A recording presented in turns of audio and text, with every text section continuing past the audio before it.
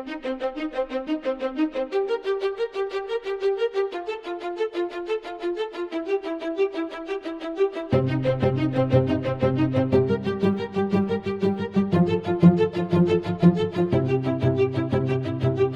everybody, it's Friday, November the 8th, 2024, and this is How to Restart a Church, a spin-off podcast where I, Pastor Trey Comstock, my friend and colleague, Pastor Emily Larson, and really cool friends that we will introduce in just a second, talk about how to make church happen and how to make church happen again. This week, we are at the incredible Central United Methodist Church in Galveston, Texas, and we are joined by one of their co-pastors, Michael Ginger, who is someone I really love and respect the work they've done here. And so, Michael, if you'll just give us like the elevator pitch of like, what is Central? What is this place? What is this amazing thing that y'all have built? Well, it's such a gift to be here with both of you. So thank you for the invitation. And to your question, we're still not exactly sure. Yeah, like we're trying to figure this. I think it's a church most days. No, I'm kidding. Central is a church that's been around since 1885. Yeah. Grew to a membership of close to 1,000 in the 1940s and 50s. And then when I was appointed here in 2014, there were 4 people in worship on average. Yeah. Thank you, Bishop Huey. So what that did was gave an amazing opportunity for us to rethink and reimagine what church could be. So fast forward, God, we're in year 11 now. Jesus. Congratulations. Yeah, it's great. Also, I'm so sorry. No, I'm so glad that it's my dream appointment.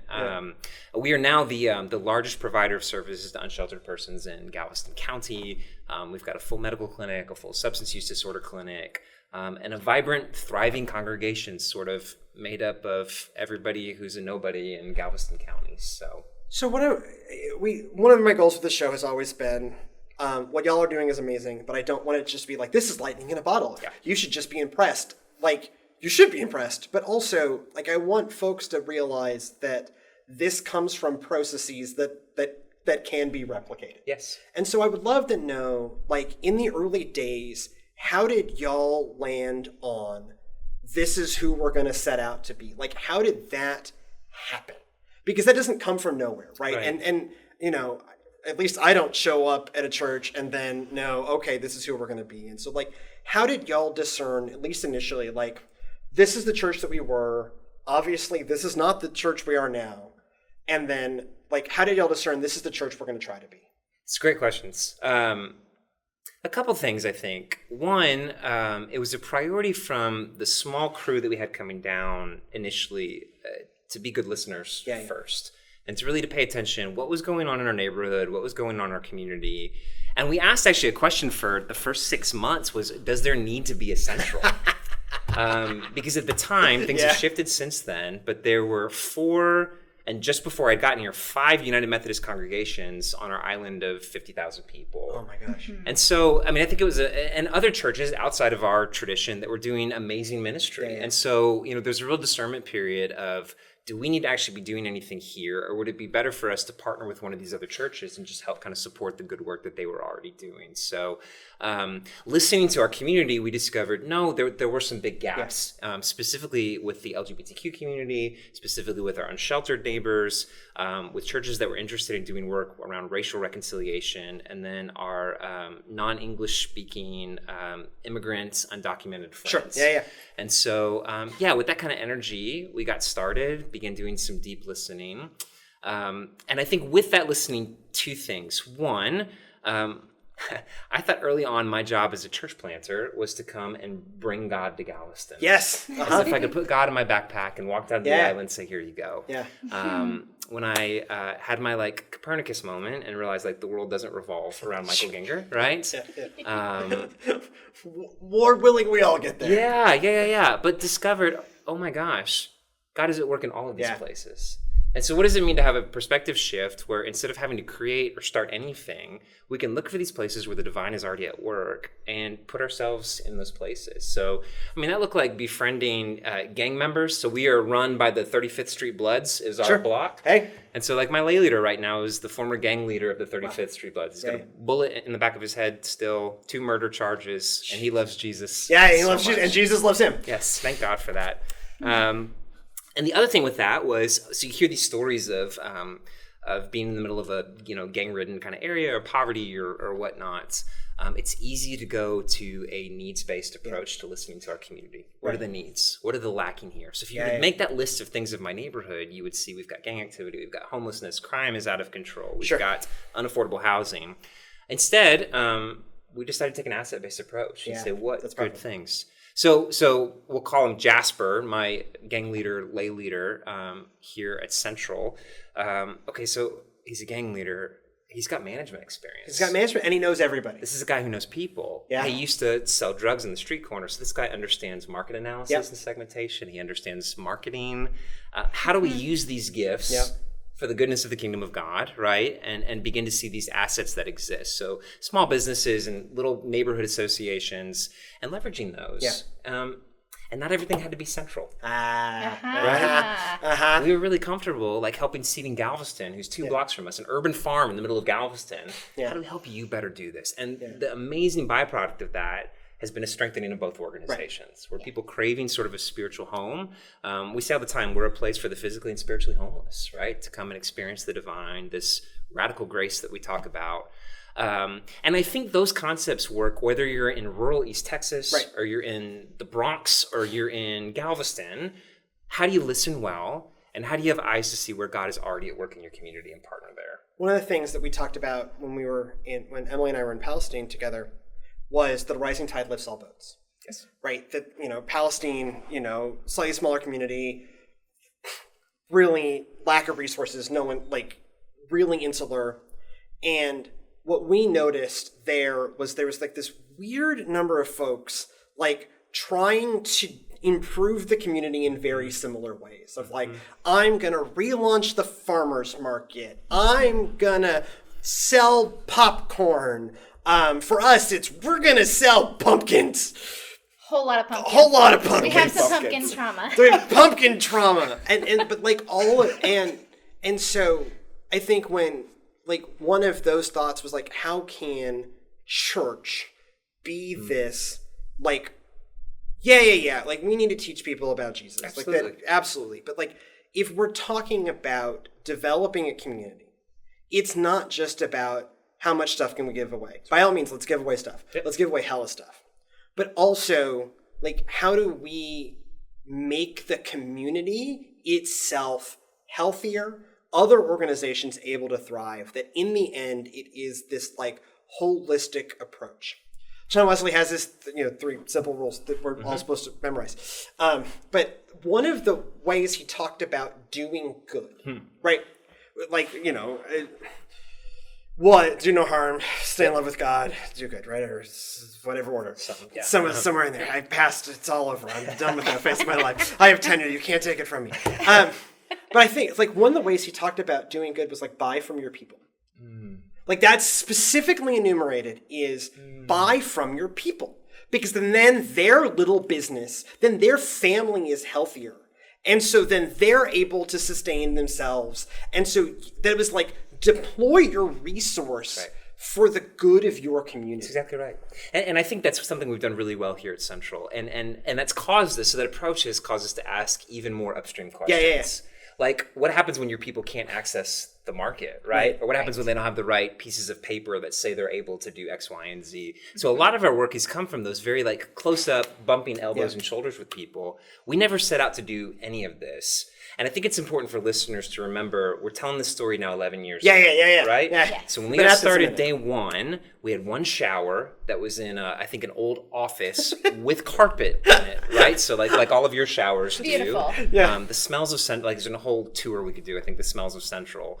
But we had this asset, right? And it was hard to see it as an asset at the time, but we can open this up and allow people, because now we knew our neighbors that didn't have access to showers and wanted to worship with us on Sunday mornings because of the love they experienced here, but felt self-conscious about, and we could care less about how you smell. So, but if them smelling better is going to help them access the worship better, cool. Come on down, we got a shower. Or to get ready for that job interview on Tuesday or whatnot. And so again, all of this came from knowing folks and then listening deeply to stories, and then this collective efficacy of say, oh, we can actually do something together. There are all these people in the room that have never been in the room together. And that's one of the beauty of church, right? When else do you get this whole spectrum of people there? And so a lot of that's just kind of emerged out of this. So I want to kind of drill down a little more granularly. how did y'all do that listening? Right? Like, how do you, as someone, kind of coming in from the outside, I think is a lot of the experience of church planters, of, church turnaround pastors, of like that you don't have those relationships with the, 37 Street Blitz, whatever, right? Like, how did that... Most people don't. Most people don't, right? The gang, the 37th Street Boys was the gang that ran the housing project across the street from the school I taught. And they learned the faces of every teacher so that they would leave us alone. Yeah. Because if you're walking through the neighborhood with my cousin, it's because you're walking him home at the end of the day for school. And so they knew to leave us alone. That was my, anyways. But how did you engage in that listening? What did that look like? Yeah. I mean, 90% of it was showing up. Yeah. Right? So we had the luxury, because Central was down to 4 people. Sure. We stopped corporate worship for about 6 months. Now, not every church has the ability to do that. And even 14 people would have been a different scenario. 40 people would have been a way different thing. So there was a gift there with having 4 folks. But what that allowed me to do was go figure out what folks were doing on Sunday mornings. I was joking with y'all earlier. There's this delightful thing called brunch. I miss it. That I just discovered that I didn't know. Brunch. Oh, it's mimosas. My wife tells me it happens on Saturday, but something like Sunday's the better day for it. Yeah. So we showed up at brunch places, and we showed up where folks were gathering to watch sporting events, or Galveston's a very tourist area, so there's stuff happening all the time. Yeah. And just kind of began listening, and discovered that the same conversations, though using a different translation, were happening that we were interested in having. So what is my meaning and purpose? And is this going anywhere? And do I have anything to offer? And so all of that became a way to kind of pay attention to say, we've created barriers from folks engaging from the outside. So how do we rethink some of those? It's part of the reason our sanctuary is full of couches. Yeah. So this is as a person who loves a good couch and owns more couches than anyone should, and has a couch that moves with him from church to church. I have it's a beautiful mid-century modern black leather couch that is my favorite fashion accessory. That's awesome. I love a couch. Love them. So tell me, how do we end up with, for folks at home who don't know, the sanctuary is 50% couches, and is thus one of my favorite sanctuaries on the planet. How did that happen?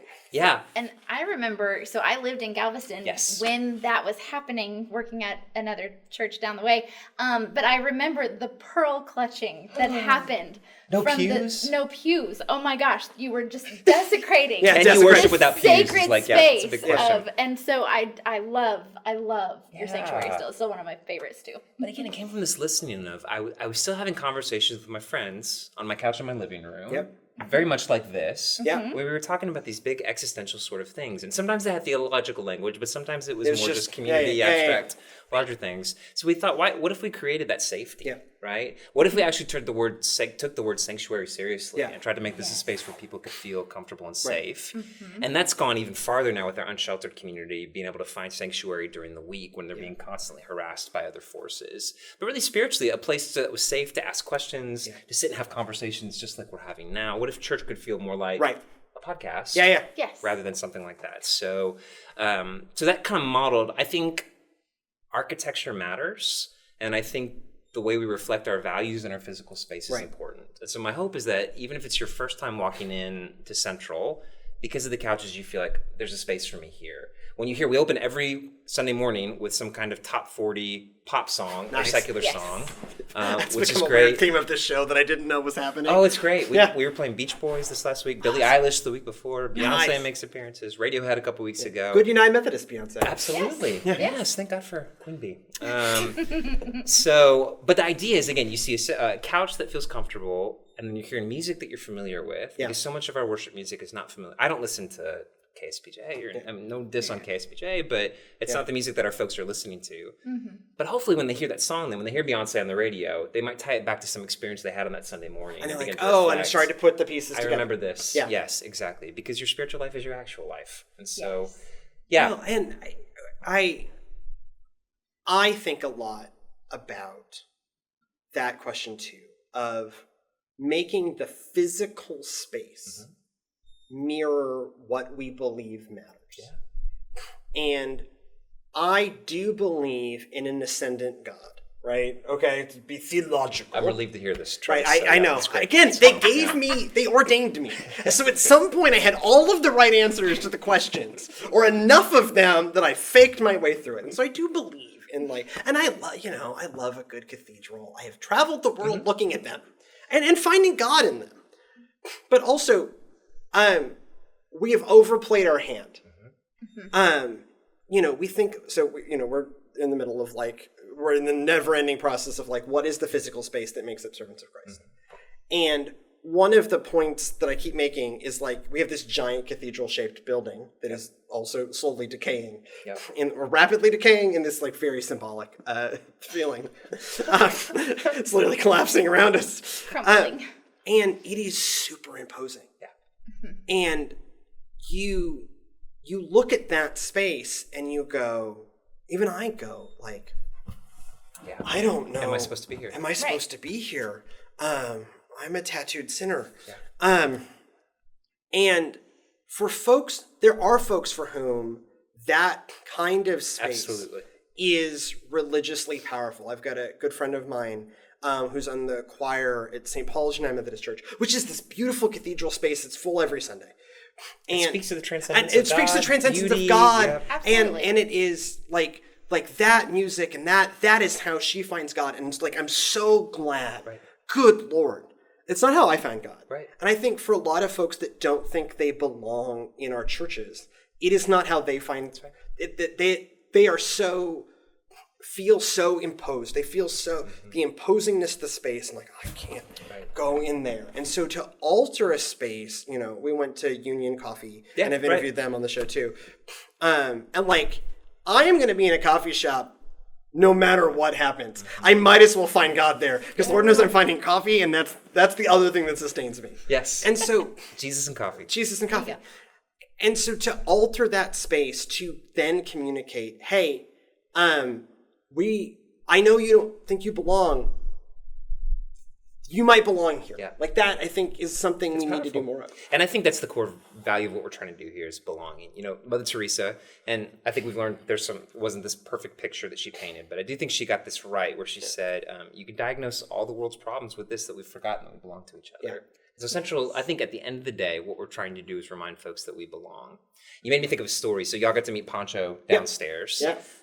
Pancho did prison time for a while. And so as we got to know each other, he shared a little bit about that experience. And so it's his first night being locked up, first time in prison, overwhelming experience, right? Uh-huh. He doesn't know what his future looks like. And so he's weeping in his prison cell this first night, just crying out to God. And all of a sudden, the way that he tells it is his prison cell lights up. I mean, this blinding light happens in his prison cell. And he hears clearly this voice saying, I haven't forgotten you. I haven't forsaken you. It's this, touching, perfect sermon story. Pancho then goes on to tell that this angelic figure that showed up in his prison cell wasn't hovering or wasn't sitting on the bed next to him. The angel was sitting on the toilet. Yes. In the middle of the prison cell. Yes. Right? And so I think about that all the time when we're thinking about architecture, when we're thinking about the way church should run. It's this transcendent angel speaking these beautiful words that's also like JC on the WC, right? Jesus sitting in the middle of the mess and the muck. And so as we were working on a remodel here, I think that we're the first folks that ever asked our contractor and our architect to say, how do we pre-scuff the walls a little bit so that this place looks like a home where we can actually live and take space here. I think I've told this story on the show before. Whatever. I'll tell it again. It's funny. So I was part of a building project, a church that was small town, but they were really trying and they were doing some good work. And so they built this big, pretty nice activities building thing. And then and most of why they wanted that building is they wanted a new kitchen because they were feeding at that point, 50 kids a week as part of their Wednesday program. And by the time I left, it was more 80 kids because we'd rolled in one of the local daycares. And it was cool. And so they needed a much bigger kitchen. Mm-hmm. And we got to week one, the building's done. We just leveraged the whole congregation's future on this building. But it was a missional thing. Cool. Yeah. Hell yeah. And they're I think we're going to make lunch in the old kitchen. And I'm I'm sitting here going, I just watched all of our finances go out the door. Why? And it's well, we don't want to mess. It's so nice in there. We don't want to mess it up. And I said something unpastoral. It was like, I looked at this woman dead in the eye and went, I have a baseball bat in the back of my truck.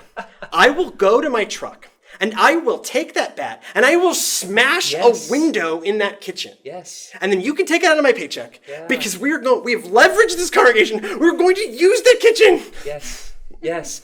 Bishop Huey, when we were part of Watershed's grand opening, she came and preached the first sermon. And in part, she was telling the story of the friends that ripped off the roof to get their friend to Jesus, right? Yeah. And she said, I hope that this building is in constant need of roof repairs and that this is the nicest this building ever looks is this first Sunday. Yeah. Because we want it to be so full of people. And you've been in our space. Yeah. We've got skylights that are not intentional, and we've got, when we made the shift, right, it ruffled some feathers of, this is not going to be this clean, pristine place, but that's been okay. One of the nicknames I've most recently given Jesus is just an accurate description of his life, which is the semi-homeless traveling rabbi, son of a carpenter. Yeah.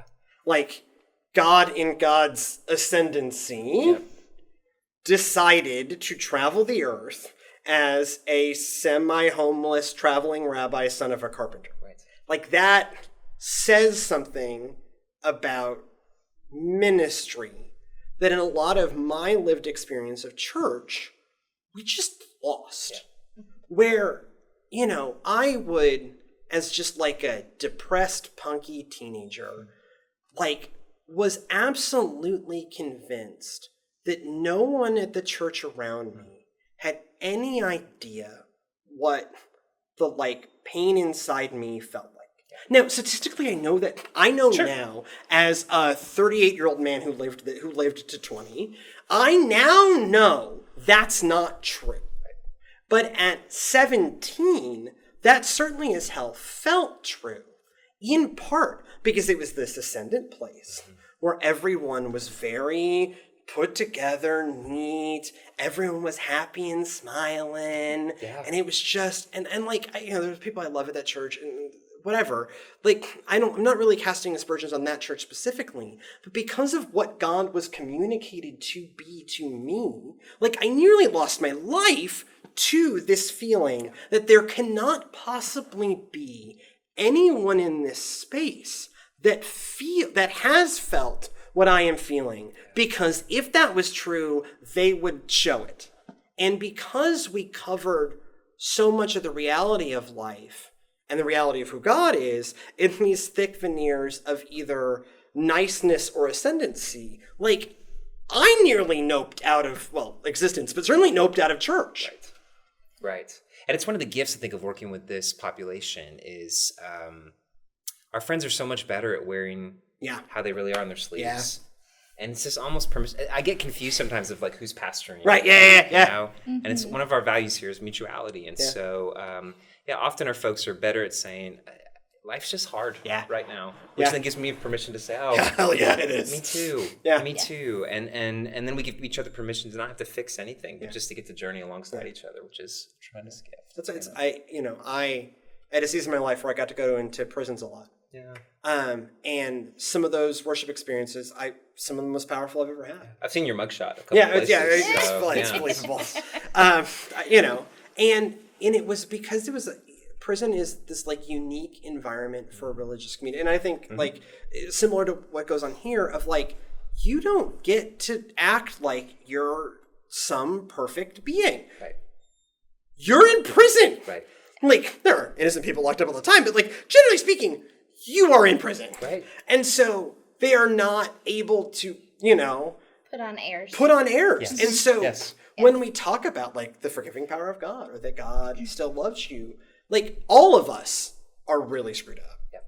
I met a guy in prison who was from just one neighborhood over from me and was doing a lot of the same just kind of dumb teenage stuff that I was doing in the next neighborhood over. He had a couple of disadvantages. He's an African-American guy, and so he was getting watched closer than I was. And he got caught. And I largely skated through things relatively unscathed. And that was the only difference. He was my age, from the next neighborhood over. I know that neighborhood well. We probably ran into each other just in the general, goings of being punky teenagers circa 2004. But he was in prison and I wasn't. And like, that was like, oh, I'm so glad I met you. I can relax. Okay, so here's, I'm a sinner too. Like, like those barriers come falling down, and like we can have this much more genuine connection. So how is it that you have helped to foster this community of mutuality, this culture of mutuality? Yeah, it's such a good question, and it took a while. I think again, the power of stories are so important here. I think it was Brene Brown who said people are hard to hate up close, right? Yeah. Yes. And stories, I think, are a way, without being exploitative. I think, like I had some trauma around stories coming off of the like poorly done testimonial thing, where people are still living in their trauma, and then the church uses that to make money for like it gets kind of icky. It just becomes like, see the life change that we have achieved. Yes, and it's easy to fall into that. But creating other avenues for folks in their own voices to tell stories. So we incorporated that with some of the ways that we do worship. Like, what does it look like to have story, and not just from the preacher's voice, but from whoever's part of our community, to be communicated. Because like you and your friend, you begin to see, oh my God, we have so much more in common than I thought we did. And I really think, one of my favorite words is this word curiosity, which is really what we're trying to foster here at Central.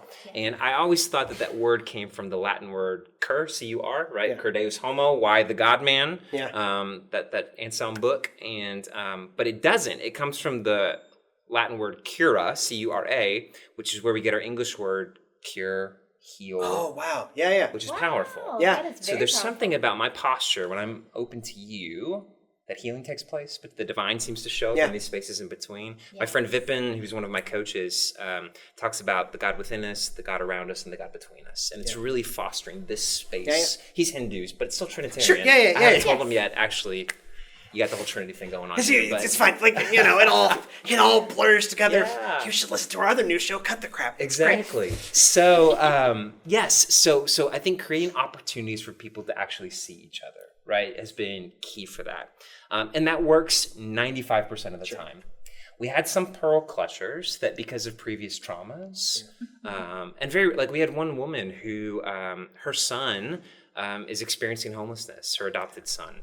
And so the trauma of seeing her son in every person that walks in on Sunday mornings, even though there's like hope and healing happening here, it's still this constant reminder of what she's perceived as her own failure as a parent.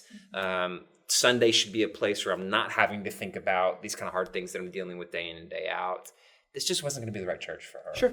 And so I think the other half of the pearl clutching for that 5% or so is to graciously invite them somewhere else. Yeah. So, there's other churches in Galveston that we joke all the time that I think I'm the greatest evangelist for, right? Of where we offboard people and say, look, we're at this train station and our train's heading to New York and your train's heading to Miami, and they're both fantastic destinations. But this is where we're headed. But they're not different places. We've said...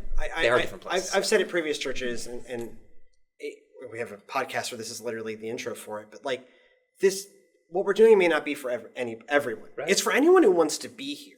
But it may not be for everyone, and that's okay. Yeah. We used to run the Church of the Second Chance. And so if you're not okay with the, former meth dealer sound guy in bear slippers sitting at the soundboard, then this church is just not going to be for you. Because I'm not going to tell him to wear real shoes. His feet are swelling like hell. I'm just glad he's in church. Exactly. And running sound. Because, he grew up in rock and roll, and so he knows what it's supposed to sound like. Yeah. Now the rest of y'all know that.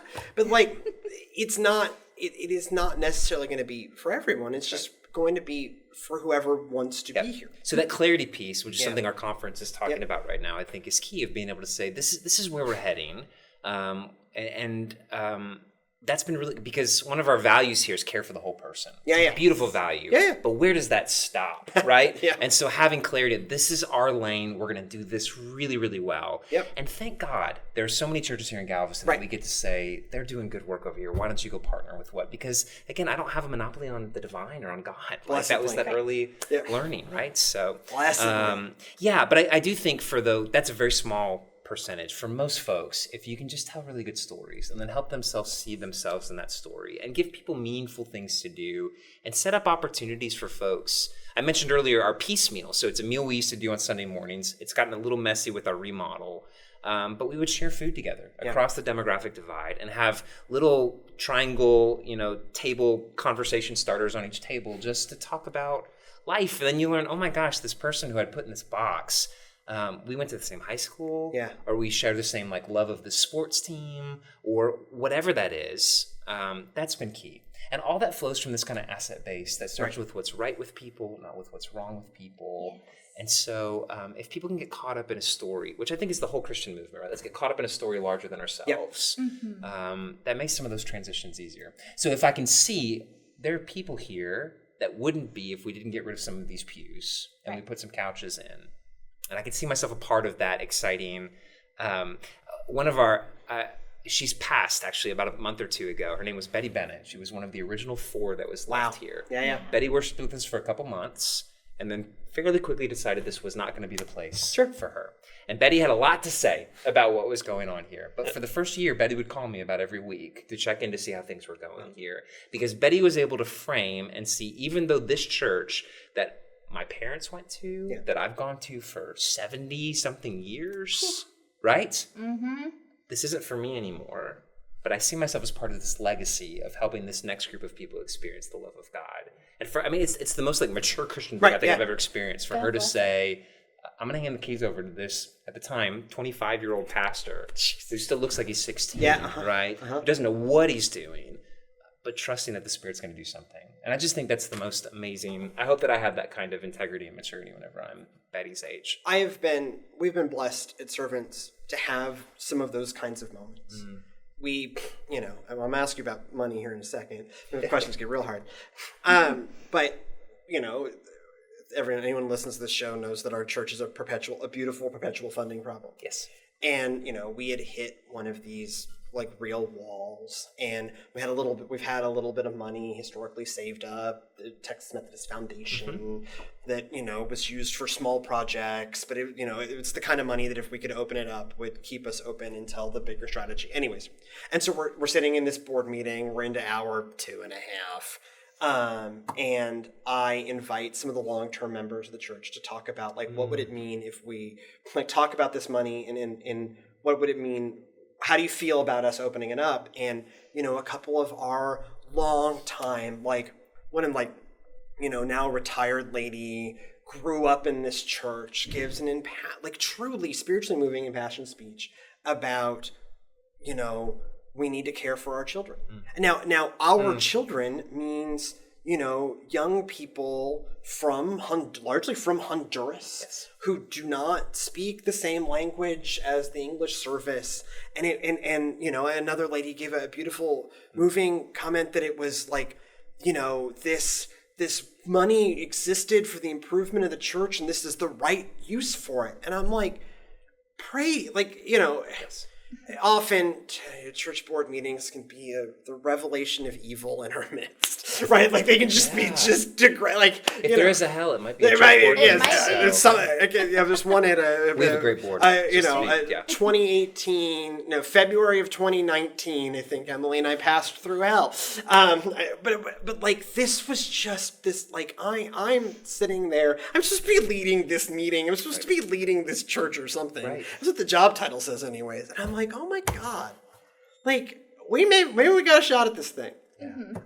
Because we had, when we are at our best as a church is when we internalize that it's us, right? That we are this, this is us. And this church, our church, similar story, decades slightly shifted, but we built a 1,200-seater sanctuary in 1961, right?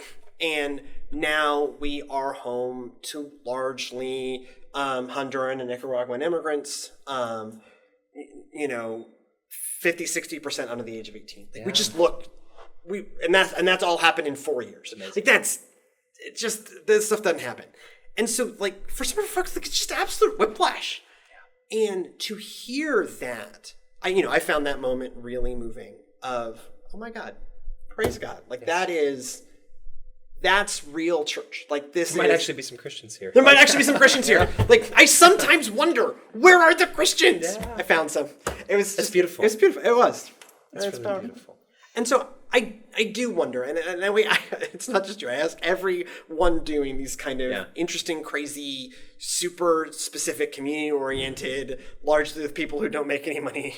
I ask everyone this question, like, how do you pay for this? Like, how do you pay for it? Because Lord knows I don't know how we pay for what we're doing either, but I would, I asked everyone this because I am fascinated by the variety of answers, because I've never heard the same answer twice. Yeah. So, money is the thing that keeps me up at night me the too. most, right? We have an amazing staff, really small staff, but amazing staff that is committed to working more and getting paid less. Yeah. And I think that speaks to the power of culture and vision, that they have bought into, again, this story that's larger than themselves, that says, even if this means I'm going to make, sometimes 50, 60% less than I would other places, even within the UMC sphere, I want to be a part of what's happening here. So for me, it's a justice issue, and sustainability issue. Amen. We need to raise that, not because we want to get rich off of this, but because we should be paying people. The church should be modeling paying people a livable wage. And for the folks that are going to come through, we need to set those salaries at a spot where somebody would actually want to come work. But our funding sources are, most of the work that happens here still comes through the offering plate, which is miraculous. It is. We have very few big givers and a lot of folks that are giving their widow's mite. To the point that we have a cabinet up here in our safe where we have folks that are living on the streets that are often giving their last couple of dollars because they believe in what's happening here. And we'll actually take those and put them aside in a file for folks so that inevitably when they need that money again, we can give it back to them. We're almost a bank for them kind of thing. But that kind of, we've got people tithing on their food stamps. We had a guy today, we're in a weird funding space and transition space with our feeding ministry right now. And so one of our guys who's living out of his car right now heard about that and gave money to our office administrator to pay for Sunday's breakfast for folks. Just amazing faithfulness and generosity that comes from that. So that's been a key part. And it's part of the reason that we haven't divorced the mission of Central into a separate 501c3. Right, Because I think people, including folks that aren't so sure about this Jesus thing, are really intrigued by the good that's happening here. Right. I think in an age where folks are asking, is the church actually doing any good in the world? Are institutions doing any good in the world? Fair enough question. This is a place where folks can say, there is something that I'm willing to put my dollars to the point that the local coffee shop, maybe a year ago, wrote us a $2,000 check. Wow. At the time, she wasn't going to the church. She just heard about the good things we were doing and cut us a check. Now she goes now, which is cool. Which is cool. She but started on the even board before of our that, housing project, but said this is someplace that I want to invest my dollars. So that's a part of it, and then we try to get really creative with grant writing. Yeah. So the remodel that we're doing is totally funded by outside grants. The Permanent Endowment Fund, which is a part of Moody Methodist, has been incredibly generous with helping us, including our new housing project. They've helped to underwrite a lot of that. But we're having to think creatively, and kind of our next work is to begin thinking about some for-profit businesses. You mentioned you talked to Union. Yeah. So Mike Bachman, who used to be at Union, was the founding pastor, had this image that stuck with me of a bicycle where the front wheel of the bicycle that's kind of steering direction is the church, right? Yep. And then the back wheel, in his case, is the coffee shop, right? I don't think coffee makes as much money as he was hoping for. No, what they say is look, the shop now pays for itself. Yeah, which is great. And we treat it as outreach. And everything else we are, But I want to start thinking about what is our back wheel, right? And so, but again, this goes back to this listening. So rather than me assuming that Galveston needs another coffee shop that might put our friend out of business, or that Galveston needs another X, Y, and Z, how do we think about the gifts and graces of our folks who are looking for work that are already a part of our community, that we might be able to build something on that, and the larger island? How do we bless and benefit the people that actually live here? Well, and you've got you've got folks within your community. I think this is true. This is true for us too, who are not sufficiently employed. Correct. And so we can also think about, a lot of our church staff now just has come from, members of the congregation who had particular gifts, largely in children's ministry. Right. And we had the opportunity to okay, cool, we can make your family life slightly more sustainable. Because you were already putting in, you're already putting in 15 hours a week here. What if you got paid for that? Right. What if let's do that. But you can think about how can the church be that economic engine for people for whom the system of economics in which we exist is not really helping. Exactly. And I think that's how we're uniquely seated to do that kind of work. So the other thing we do well is to convince people to donate stuff and pay for things. Yeah, sure. Our clinics, UTMB, St. Vincent's House, Family Service Center, we don't pay $1 for any of that stuff. Yeah. And this is specialties. So this is doctors, nurses, PT, OT, clinical lab science, mental health, social work, dentist, like you name it. We've got it up here.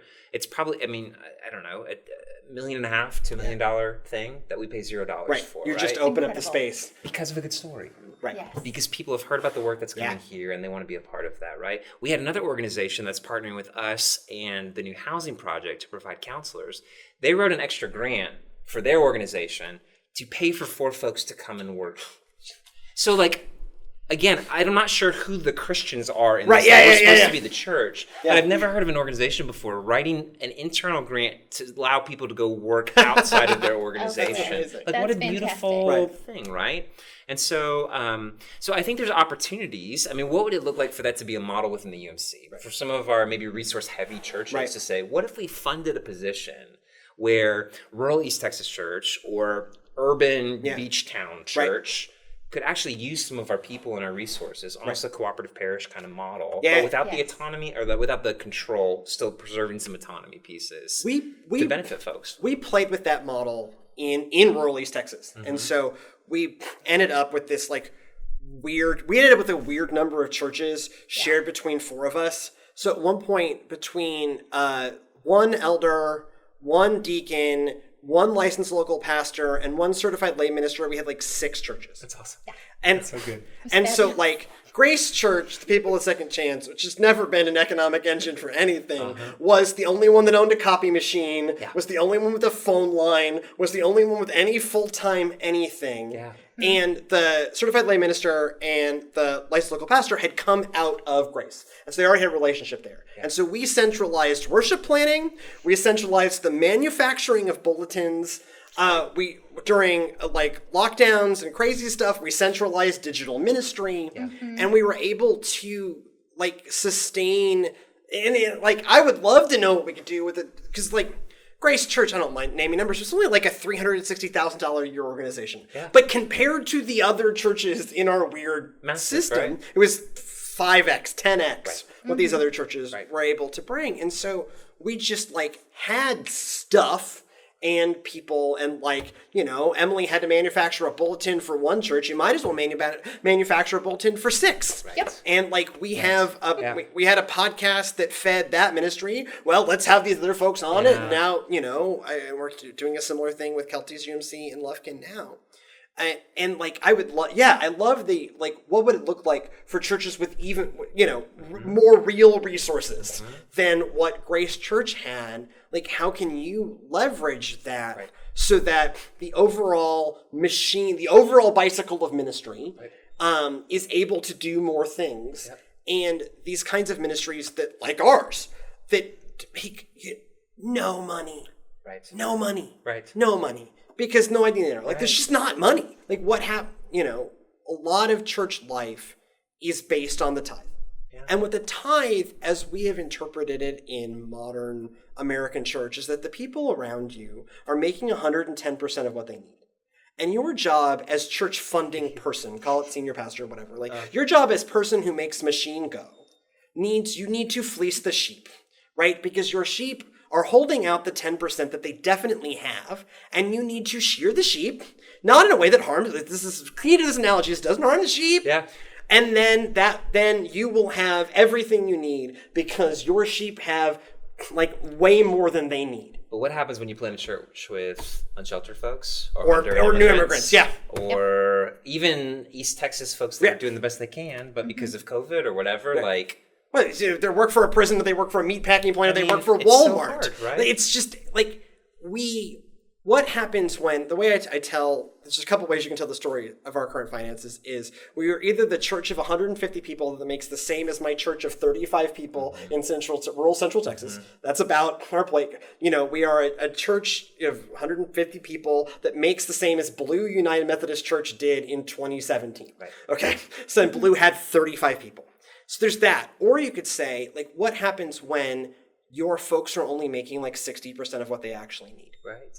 And they are cutting out basic necessities, or like, Pastor Yenny and her team are hunting furniture for 3 families a week. Yeah.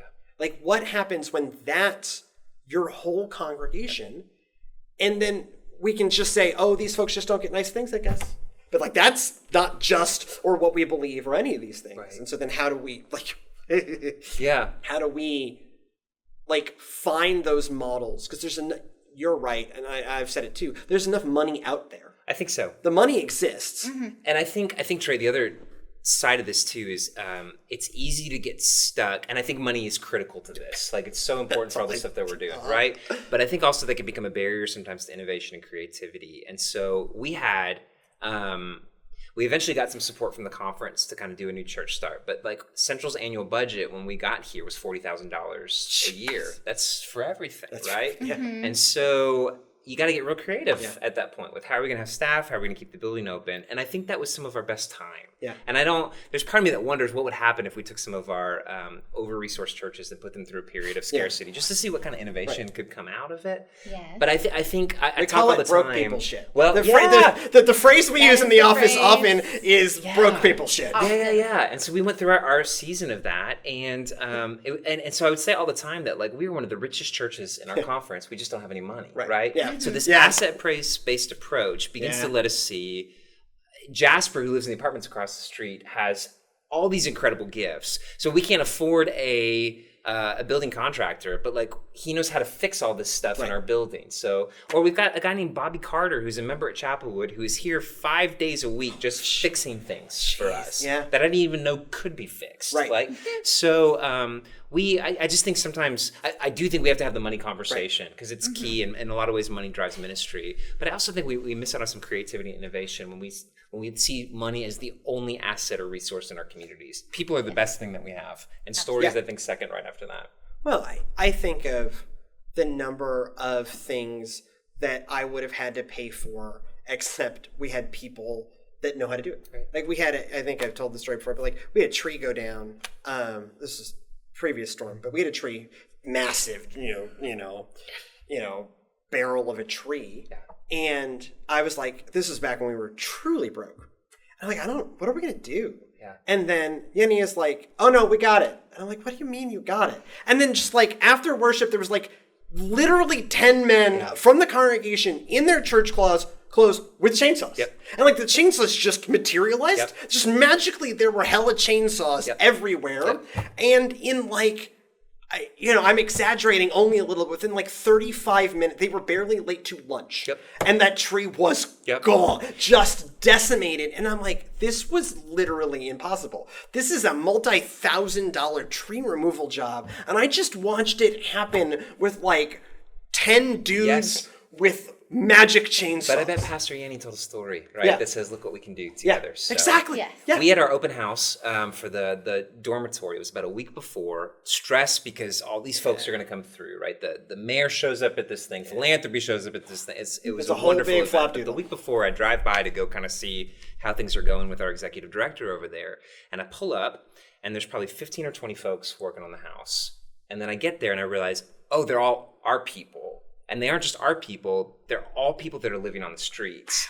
They're not just people that are living on the streets. 3/4 of them already know that they weren't selected for the first 18 rooms. Oh my gosh. But they're still there working because they want to create a space that's beautiful and welcoming for their friends that are going to live there, hoping that one day they might be able to get into that space. I'm getting goosebumps. Yeah, that's powerful. This is the power of the church and a good story, is how do you take these lazy homeless people, right? Who actually have amazing gifts and are deeply compassionate, and again are caught up in this now beautiful story. Right. And somebody has said, we don't think you're just broken. You actually know how to paint really, really well. And you're going to get paid for it too, because it's important that we not abuse things like that. But amazing what was able to be created out of like this vision and this story that happened. So just I got the best job in the world, y'all. It's amazing. So this is another question I ask, kind of is like a final question for everybody, because I could talk to you literally all day, and have. But if you are thinking like thinking 10 years down the road, right? Like, what do you want? What do you want this church to look like But like, what impact do you hope that this church has on this bigger idea of church? If you project forward, I don't know, 10 years to me right now feels like forever. Oh, yeah. Because I live week to week. But maybe that's not a long enough time frame. But if you're projecting forward in a slightly illogical time in the future, what do you hope this church looks like? But also, what do you hope this church, not just yours, but like this church's broader impact on the kind of larger idea of church is? Yeah. I've been thinking about this. I don't have a clear answer. It can be challenging to do this work in the middle of a neighborhood sometimes, as you can imagine. The NIMBY phenomenon, not in my backyard, is a very real thing where people... So I got a call from one of my neighbors last week that was very upset about something that happened on the street with one of our friends that struggles with mental illness. And we were talking, and we both kind of hoped for the same thing, and that's that in maybe 10 years, like Central doesn't exist anymore. Right. And in a weird way, that's kind of my dream. And so I'm trying to think of how do we start a campaign, the Shut Down Central campaign. Right. That actually Central is leading. Make it unnecessary. Because we don't need it anymore. Yeah. And I know there'll always be these kind of spiritual needs kind of thing and belonging. But what would happen if I was right there with our angry neighbors at City Council saying, damn it, we need to shut this down. Yeah. Because poverty no longer exists in Galveston. Because homeless is no longer a thing in Galveston. Because people have belonging and they have food and and I don't have a job anymore. Right. And now I got to go work at Foot Locker or whatever. Whatever it is. Whatever we do I after can this. do except for this. But I think that's kind of the grand tongue-in-cheek vision a little bit. It's like, what would happen if we just weren't needed anymore? Again, not reducing the need for spiritual community and belonging and all those kinds of things, but especially our social service arm. Like, I would love to run out of business because there was no market for that anymore. I think the clear answer is that we continue to expand now in the for-profit employment opportunities. So kind of following the model of Greg Boyle and what Homeboy Industries has done, what would it look like for us to own a restaurant that we could employ our folks at, that money could then get kicked back into the ministry to be able to support, or to create a fund that our employees could take interest-free loans from as they're trying to buy their first home or do whatever. So trying to think like capitalism with integrity kind of thing, I think would be great. For larger influence, the dream has never been, we get a lot of groups that come through. I've gotten to speak at a bunch of different places. And I always try to tell folks, the worst thing you could possibly do is try to recreate Central somewhere else. Yes. I can't think of anything more boring and more lame and more unimaginative than you trying to pick this thing up and drop it. St. Lydia's in Brooklyn literally said the same thing to me. Go St. Lydia's. Right. So, but I do hope that these underlying values of mutuality, of belonging, of radical grace and acceptance, of being able to ask really good questions, what would it look like to translate those in different communities? What would it look like to have churches that listened really well to their neighbors, and began to partner with other institutions and almost become the hub of a wheel where all these different nonprofits can intersect? I joke, it's not a joke. For the first time this last year, I kind of walk around when we're open during social service hours, unsure of what I'm supposed to be doing. Yes, you made it. I love it. Which is a great gift to have. And I think about all it. These different nonprofits and groups and other churches. The Unitarians are here, and the synagogue is here, and it's this wonderful mishmash, I think is the Greek word there, right? So this collective, motley crew of humans. It's beautiful. And so what would it look like for other faith communities to say, we don't have to have, again, this monopoly on the divine, but we can partner with where God is already at work to be a force for good in our neighborhoods and our communities, and maybe see the world turned right side up. Absolutely. So, last, is there anything you want to plug? Point folks to? Yeah, if folks want to follow, I love sharing stories on Facebook about our community, and so if you want to follow me on Facebook or Instagram, I think they're both just /Michael Ginger, so you can find me like Ginger with an extra E stuck in there. And GalvestonCentralChurch.com/give is a great website that I highly recommend. We will gladly take your money to help support this. And then ghplus.org is the name of the nonprofit that spun off of this word to create transitional housing for people seeking to exit homelessness. So go check out that work as well. And thank y'all for this was so wonderful. If you folks at home, thank y'all for watching. Also, if you want to be a part of what we are doing, we are the Divine Provisions Co. And so one of the best things you can do is follow us on the things. That is Facebook.com/Divine Provisions Co, YouTube.com @Divine Provisions Co, @Divine Provisions Co on Instagram, and on TikTok, it's @Divine Provisions C. That is @Divine Provisions C. Like, comment, subscribe, share, leave us 5-star reviews on Apple Podcasts. All of that helps this stuff go further, and in that way, be more sustainable. If you want to give financially to what we're doing, you could do that now. Hasn't always been true. You can go to our website, divineprovisions.co. That is divineprovisions.co. And go in peace to love and serve the Lord. We'll see you next time.